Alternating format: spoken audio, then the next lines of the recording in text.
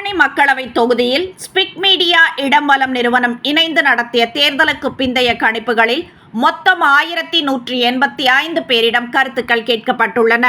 இதில் ஆண்கள் 573, பெண்கள் 608 பேரிடமும், மூன்றாம் பாலினத்தவர்கள் 4 பேரிடமும் கருத்துக்கள் கேட்கப்பட்டுள்ளன.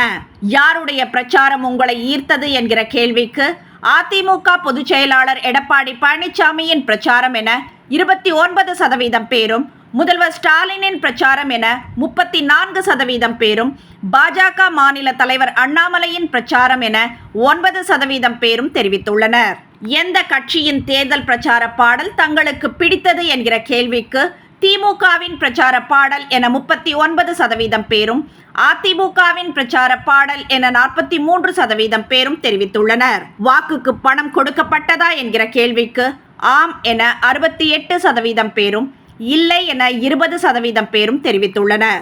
வாக்குப்பதிவின் போது பதிவான வாக்குகள் குறைய யார் காரணம் என்கிற கேள்விக்கு தேர்தல் ஆணையம் என 29% பேரும், அரசியல் கட்சிகள் என 33% பேரும், கடும் வெயில் என 35% பேரும் கருத்து தெரிவித்துள்ளனர்.